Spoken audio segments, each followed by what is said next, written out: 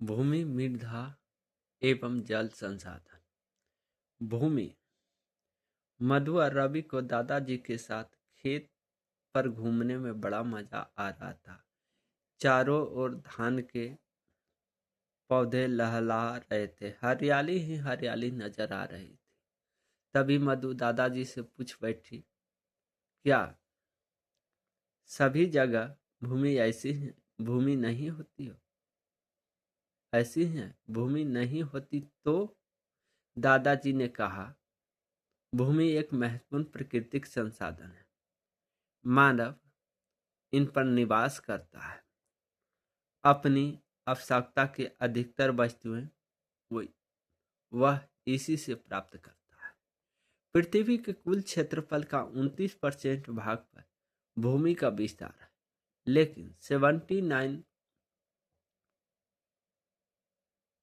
71% है जो जल का विस्तार है।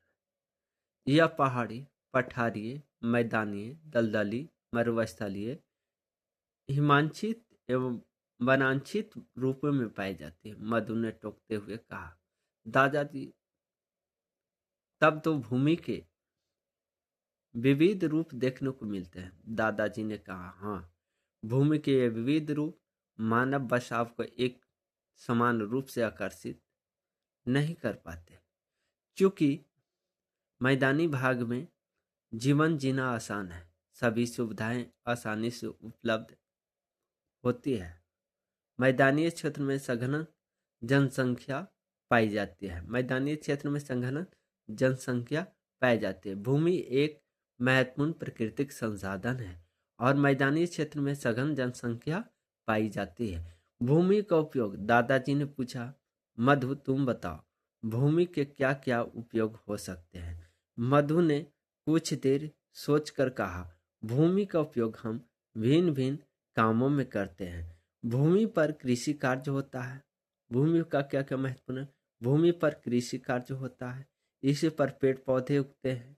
मकान, गांव, शहर, तालाब, नहर, कुआं, चापाकल, सड़क मार्ग, रेल मार्ग, पाइपलाइन मार्ग, कारखाना, विभिन्न खेलों के मैदान एवं स्टेडियम इत्यादि भूमि पर ही बने होते हैं। फिर हम भूमि के विभिन्न उपयोग के बारे में जान, सड़क, रेल बनाने में, कारखाना स्थापित करने में, हवाई अड्डा एवं बंदरगाह बनाने में, पेड़ पौधे उगाने में, कृषि कार्य करने में, मकान बनाने में, गांव एवं शहरें बनाने में, तालाब, नहर, कुआं बनाने में इत्यादि में प्रयोग करते हैं। भूमि के उपयोग में अंतर। रवि ने पूछा, दादाजी, हम सभी जगह भूमि का एक तरह से उपयोग क्यों नहीं करते? दादाजी ने कहा, भूमि का उपयोग सभी जगह एक समान नहीं है। इससे अंतर का मुख्य कारण समय एवं क्षेत्र के अनुसार मानवीय जरूरतों में बदलाव का आना है। कारण, कभी वन क्षेत्र को साफ करके आदिवासी क्षेत्र या कृषि क्षेत्र के रूप में विकसित किया जाता है, तो कभी कृषि क्षेत्र को आदिवासी क्षेत्र के रूप में विकसित किया जाता है। कृषि योग्य भूमि पर कारखाने भी लगाए जाते हैं। कभी कभी तो आदिवासी क्षेत्र की जगह पर सड़क या रेल मार्ग भी विकसित किए जाते हैं। रवि ने पूछा, दादाजी, क्या एक समान भूमि होने के बावजूद भी एक प्रदेश से दूसरे प्रदेश में भूमि के उपयोग में अंतर पाया जाता है? दादाजी ने कहा, हाँ, विश्व के कई स्थानों में फैली भूमियों में अलग अलग खेती की जाती है। प्रेयरी प्रदेश में गेहूं की खेती की जाती है, जो भूमध्य सागरीय प्रदेश की भूमि पर रसदार फसलों की खेती की जाती है। इसी तरह मैदानी भाग में कृषि कार्य का अधिकता देखी जाती है, तो पठारीय भागों की भूमि जो कृषि कार्य के लिए उतनी ही अनुकूल नहीं है, वह कृषि कार्यों में अतिरिक्त औद्योगिक की स्थापना की प्रमुखता दी जाती है। भूमि उपयोग को प्रभावित करने वाले कारक। रवि ने पूछा, दादाजी, भूमि उपयोग किन किन कारणों से प्रभावित होता है? दादाजी ने कहा, देखो, भूमि उपयोग दो प्रमुख कारकों द्वारा प्रभावित होता है।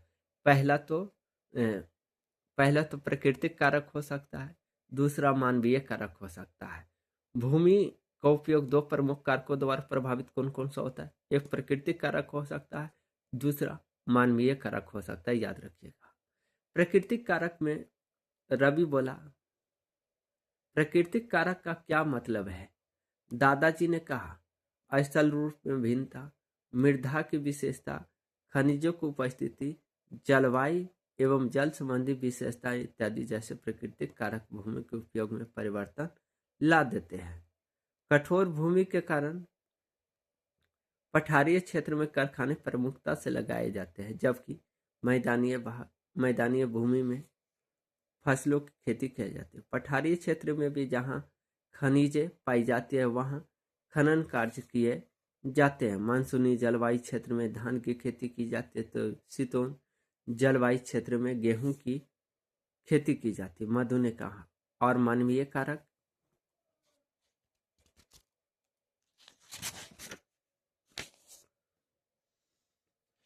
दादाजी ने कहा तकनीकी ज्ञान में वृद्धि, जनसंख्या वृद्धि, श्रमिकों की उपलब्धता तथा मानवीय आवश्यकताओं में अंतर भूमि के उपयोग में परिवर्तन ला देता है। जनसंख्या वृद्धि के कारण भूमि उपयोग में अंतर आता है। शहरों के पास भवनों के निर्माण हेतु भूमि की मांग बढ़ी है, परंतु भूमि की मात्रा सीमित है। इस समस्या से निपटने के तरकीब भारतीय वैज्ञानिक एवं शहर के नियोजक ने भी ढूंढ ली है। हाँ दादाजी, हमारे गांव की खाली पड़ी बंजर जमीन पर पंचायत भवन बनाया गया है। यह भी तो बदलते भूमि उपयोग का उदाहरण हुआ ना? दादाजी ने कहा हाँ बिल्कुल ठीक समझे। जानकारी, मुंबई के निकट के दलदली भूमि सुखाकर ठोस भूमि में बदला गया तथा वहां नवी मुंबई शहर का विकास किया गया है। राजस्थान के गंगानगर क्षेत्र में सिंचाई सुविधा उपलब्ध कराकर खेती की जाने लगी। इसलिए यह क्षेत्र भारत के प्रमुख कृषि क्षेत्र में गिने जाने लगा। फिर भूमि उपयोग प्रारूप, दादाजी ने कहा रवि, भूमि उपयोग का अर्थ कुल उपलब्ध भूमि का विविध कार्यों में होने वाले उपयोग के आंकड़ों से है। इससे संबंधित आंकड़े हमेशा बदलते रहते हैं। मतलब यह कि विभिन्न देशों के मध्य इसका प्रारूप एक जैसा नहीं मिलता है। कहीं वन क्षेत्र अधिक मिलता है, तो कहीं शुद्ध बोई गई भूमि का क्षेत्र, तो कहीं बंजर भूमि का क्षेत्र अधिक मिलता है। हमारे देश भूमि उपयोग प्रारूप संबंधी आंकड़े या रिकॉर्ड भू राजस्व विभाग रखता है। भूमि उपयोग वर्ग, दादाजी ने आगे बताया मधु, भूमि उपयोग के वर्ग निश्चित है। ये वर्ग हैं वन क्षेत्र की भूमि, कृषि कार्य के लिए अनुपलब्ध भूमि, बंजर एवं व्यर्थ भूमि, सड़क मकान उद्योगों में लगी भूमियां। तीसरा प्रति भूमि, चालू प्रति भूमि जिस भूमि पर एक वर्ष या उससे कम समय से कृषि नहीं की गई हो। ख, इसमें अन्य प्रतिभूमि आता है जिस भूमि पर एक वर्ष से अधिक तथा 5 वर्षों से कम समय से कृषि नहीं की गई हो। अन्य कृषि अयोग्य भूमि, अस्थायी चारागाह की भूमि, कृषि योग्य बंजर भूमि जिस भूमि पर 5 वर्ष से अधिक समय से खेती नहीं की गई हो। शुद्ध बोई गई भूमि, भूमि संरक्षण की आवश्यकता। पचमा, रवि ने दादाजी से कहा इस प्रकार तो बढ़ते उपयोग के कारण भूमि पर बहुत दबाव बढ़ रहा है। दादाजी बोले बिल्कुल सही। तेजी से बढ़ती जनसंख्या के पोषण एवं वास संबंधी आवश्यकताओं को पूरा करने के कारण वन एवं कृषि क्षेत्र घटते जा रहे हैं। फसलों को उत्पादन को बढ़ाने के लिए रासायनिक उर्वरकों का काफी उपयोग हुआ है। अति सिंचन एवं पशुपालन की क्रियाएं भी हुई है। जल जमाव से मिट्टी के लवणता में क्षारीयता का गुण भी बढ़ा है। कारणों से भूमि के स्वाभाविक गुणों में ह्रास आ रहा है, जिसे भूमि का निम्नीकरण कहा जाता है। भूमि के अवैज्ञानिक अनियोजित उपयोग के कारण मरुभूमि का प्रसार, भूमि कटाव एवं भूमि के बंजर होने जैसी समस्याएं बढ़ती जा रही है। मधु ने कहा, तब तो भूमि को संरक्षित किया जाना बहुत जरूरी है। इसके लिए क्या क्या करना होगा? दादाजी बोले, इसके लिए हमें छोटे छोटे कुछ उपाय या काम करने होंगे, जैसे भूमि का उपयोग नियोजित तरीके से हो, भूमि पर वन क्षेत्र का बढ़ाया जाए, जैविक कृषि पर बल दिया जाए, मरुभूमि के सीमांत पर झोपड़ी लगाई जाए, भूस्खलन रोकने के लिए पर्वतीय ढालों पर वृक्षारोपण हो एवं प्रतिरोधी दीवारें बनाई जाए। ये सब बातें होनी चाहिए।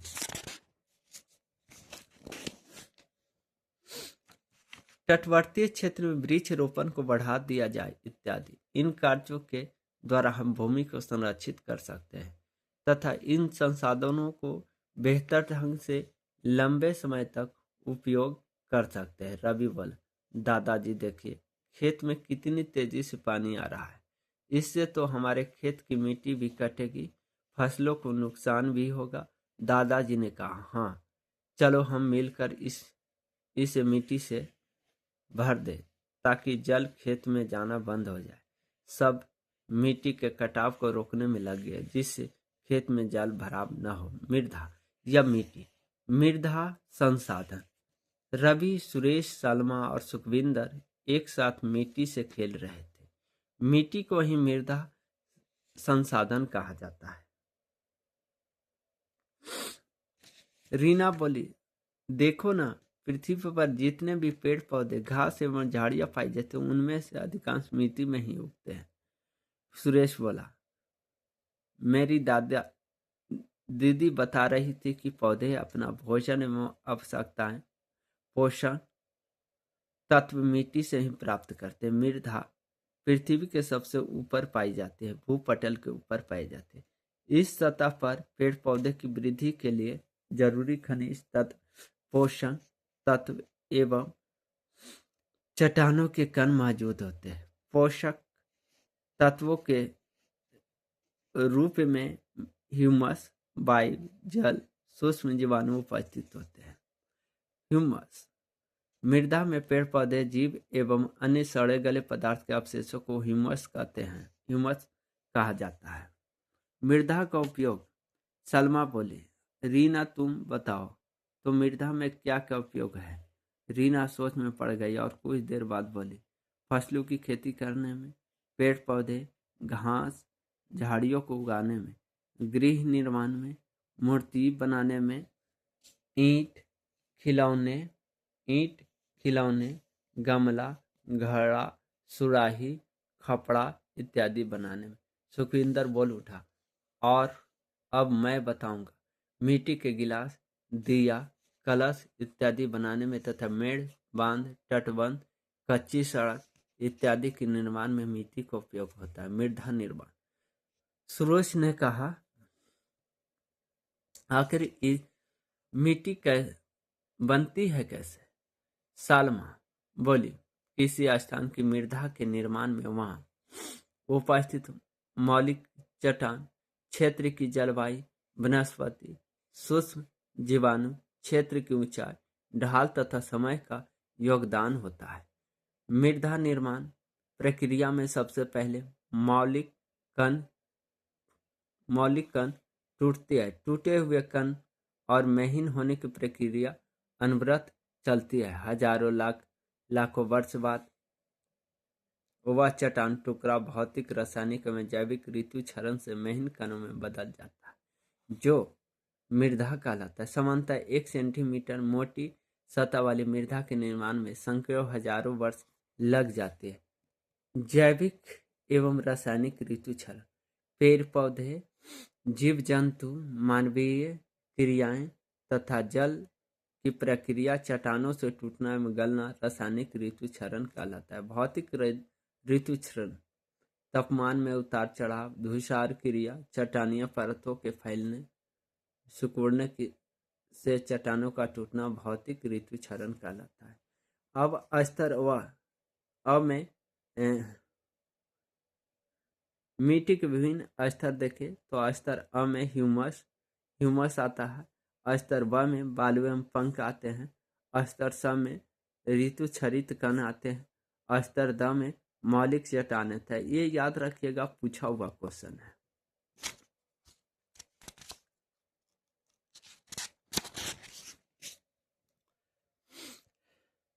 सुखविंदर ने कहा, मृदा निर्माण की प्रक्रिया काफी लंबी अवधि में पूरी होती है।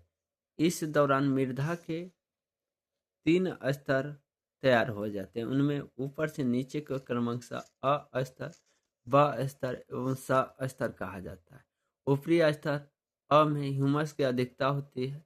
ब स्तर में बालू एवं पंख को प्रधानता होती है। स स्तर में ऋतु क्षरण से प्राप्त चट्टानीय कण मिला करते हैं, जबकि सबसे निचले स्तर में मूल चट्टानें होते हैं। इसे स्तर द भी कहा जाता है। मृदा के प्रकार। मीना ने पूछा, क्या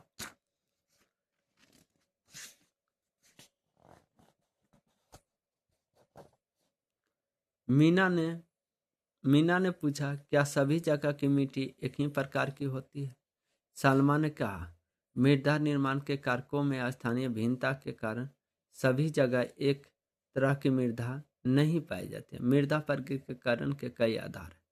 उर्वरता के आधार पर, इस आधार पर मृदा को उर्वर और अनुर्वर बंजर 2 भागों में बांटा गया है।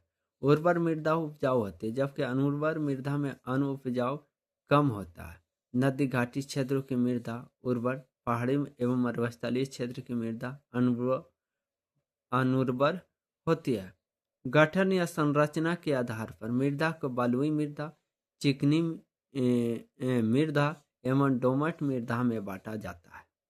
बलुई मृदा में बालू और कीले दोनों होता है, परंतु इसमें बालू का अंश अधिक होता है।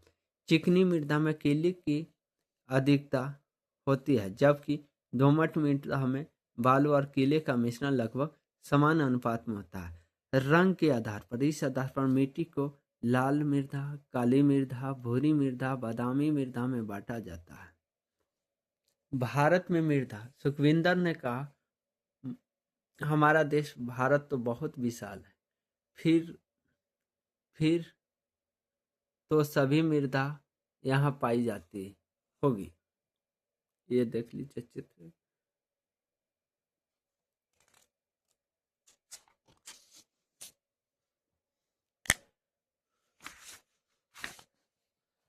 सुरेश ने कहा, भारत में जलोढ़ मृदा, काली मृदा, लाल मृदा, पीली मृदा, लेटराइट मृदा, मरुस्थलीय मृदा, पर्वतीय मृदा पाई जाती है।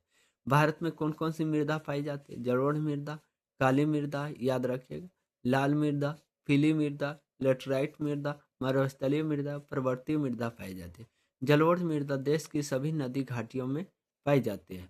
उत्तर भारत का विशाल मैदान पूर्णतः जलोढ़ निर्मित है। नवीन जलोढ़ को खादर एवं पुराने जलोढ़ को बांगर कहा जाता है। जलोढ़ मृदा चावल, गेहूं, मक्का, गन्ना एवं दलहन फसलों के उत्पादन के लिए उपयुक्त है। काली मृदा एल्युमिनियम एवं लोहा यौगिक की उपस्थिति के कारण काली होती है। यह मृदा कपास की खेती के लिए, काली मृदा कपास की खेती के लिए सर्वाधिक उपयुक्त था। महाराष्ट्र, गुजरात, कर्नाटक, आंध्र प्रदेश, तमिलनाडु राज्यों में यह मृदा अधिक पाई जाती है। लाल एवं पीली मृदा प्रदीपीय पठार के पूर्वी एवं दक्षिणी हिस्सों में पाई जाती है।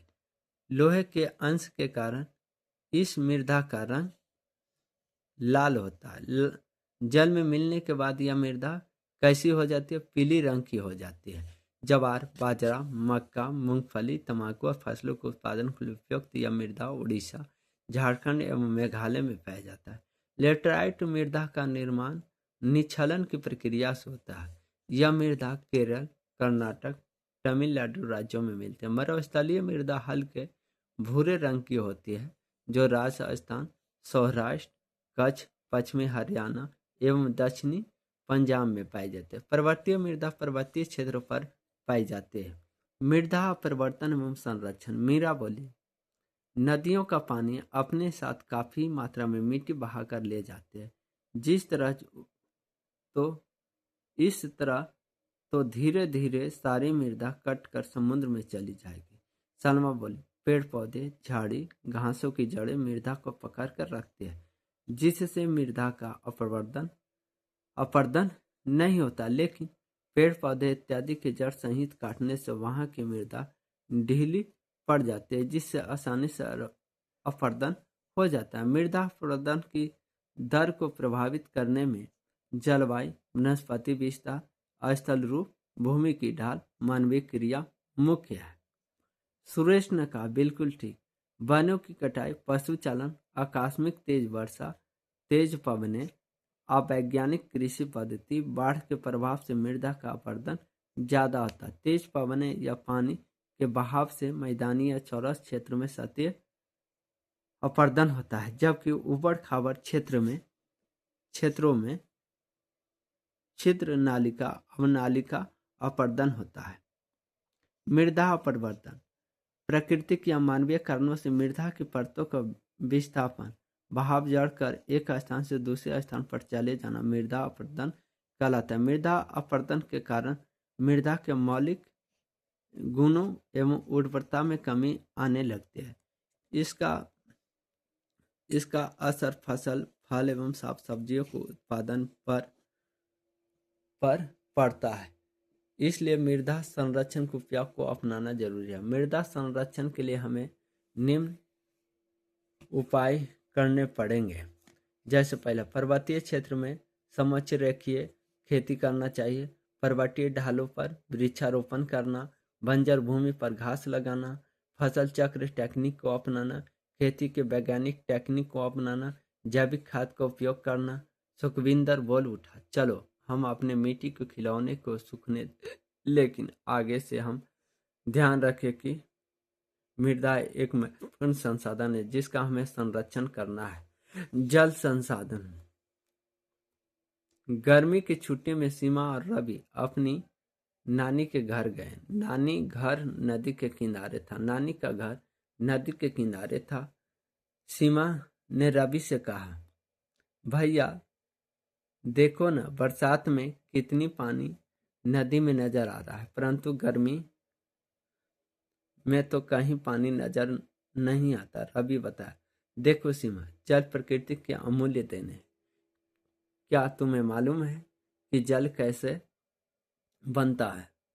प्रशांत महासागर में, विभिन्न महासागरों में जल की मात्रा, प्रशांत महासागर में याद रखिएगा 49.9%, एटलांटिक महासागर में 25.7%, हिंद महासागर में 20.5%, आर्कटिक महासागर में 3.9%। सीमा ने कहा, नहीं भैया आप बताइए। रवि बोला, वैज्ञानिक दृष्टि से हाइड्रोजन के 2 अणु और ऑक्सीजन के 1 अणु मिलाकर जल का निर्माण करते हैं। यह जल तरल, गैस एवं ठोस तीनों ही अवस्था में पाया जाता है। पृथ्वी के अलावा किसी भी ग्रह पर अभी तक जल नहीं मिला। इस जल का पृथ्वी पर सबसे बड़ा भंडार महासागर में है, जिसमें प्रशांत महासागर 49.9%, एटलांटिक महासागर 25.7%, हिंद महासागर 20.5% एवं तथा आर्कटिक महासागर में 3.9% शामिल है। इन महासागरों का पानी नमकीन या खारा होता है, जो सामान्य उपयोग के लायक नहीं है। स्थलीय भाग पर पाए जाने वाले मीठे जल का ही हम सभी अपने दैनिक जीवन में उपयोग करते हैं। ये जल नदी, झील, तालाब, भूमिगत हिस्सों में होते हैं। जल का उपयोग। रविंद्र ने सीमा से पूछा, सीमा बताओ तो जल के क्या उपयोग है?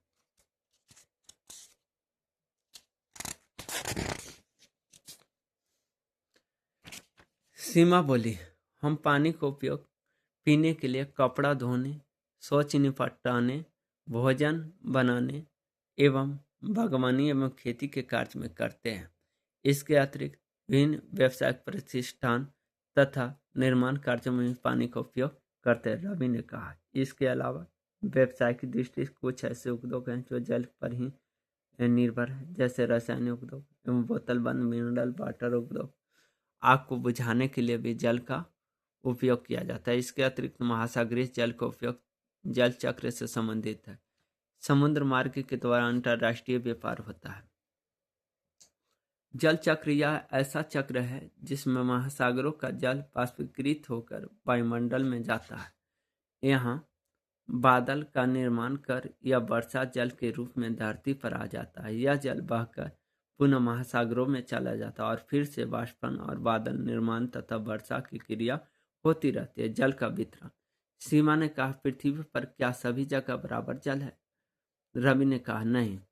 जल का वितरण। महासागर में 97.7 पर बर्फीला क्षेत्र में 0.2% भूमि क्षेत्र में 00.68%, अलवनीय झील 0.009%, स्थलीय समुद्र एवं जल क्षेत्र में 0.009%, वायुमंडल में 0.001% और नदी में 0.001% है। कुल मिलाकर 100%। रवि बोला, नहीं, यह बात नहीं है।